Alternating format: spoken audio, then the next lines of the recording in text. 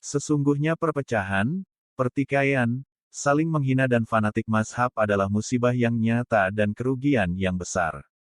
Siapa yang mau mengurusimu, saya anggap ia santriku.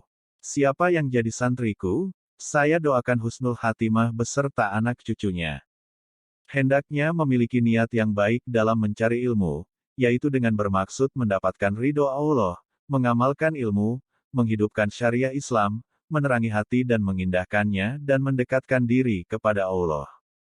Jangan sampai berniat hanya ingin mendapatkan kepentingan duniawi seperti mendapatkan kepemimpinan, pangkat, dan harta atau menyombongkan diri di hadapan orang atau bahkan agar orang lain hormat.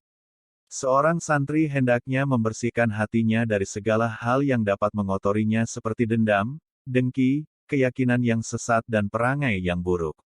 Watak manusia itu seperti pencuri ulung, meniru perilaku orang lain dengan cepat, dan efek pergaulan adalah ketersia-siaan umur tanpa guna dan hilang agama bila bergaul dengan orang yang bukan ahli agama.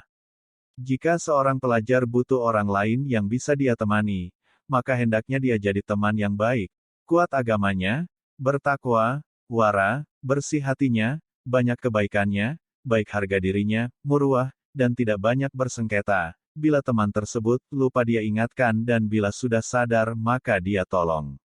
Bersikap wara, menjauhi perkara yang syubhat, tidak jelas halal haramnya, dan berhati-hati dalam segala hal. Makan dan minum sedikit. Kenyang hanya akan mencegah ibadah dan bikin badan berat untuk belajar. Pandai membagi waktu dan memanfaatkan sisa umur yang paling berharga itu. Menerima sandang pangan apa adanya, sebab kesabaran akan keserba kekurangan hidup, akan mendatangkan ilmu yang luas, kefokusan hati dari angan-angan yang bermacam-macam dan hikmah-hikmah yang terpancar dari sumbernya. Hendaknya segera mempergunakan masa muda dan umurnya untuk memperoleh ilmu, tanpa terpedaya oleh rayuan, menunda-nunda, dan berangan-angan panjang, sebab setiap detik yang terlewatkan dari umur tidak akan tergantikan. Mengagungkan atau menghormati masjid hukumnya wajib, sedangkan meremehkan atau menghinanya adalah haram. Tak ada satu pun di dunia ini yang kekal. Maka, ukirlah cerita indah sebagai kenangan. Karena dunia memang sebuah cerita. Jangan jadikan perbedaan pendapat sebagai sebab perpecahan dan permusuhan. Karena yang demikian itu merupakan kejahatan besar yang bisa meruntuhkan bangunan masyarakat, dan menutup pintu kebaikan di penjuru mana saja. Agama dan nasionalisme adalah dua kutub yang tidak berseberangan. Nasionalisme adalah bagian dari agama dan keduanya saling menguatkan. Dakwah dengan cara memusuhi ibarat orang membangun kota, tetapi merobohkan istananya.